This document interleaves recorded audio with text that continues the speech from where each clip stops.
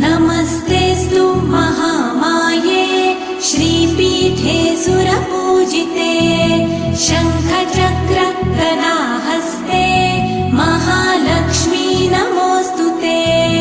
नमस्ते गरुडारूढे कोलासुरभयङ्करी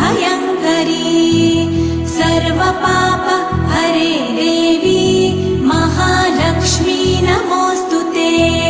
महादेव्यै च विद्महे विष्णुपत्न्यै च धीमहि तन्नो लक्ष्मी प्रचोदयात्।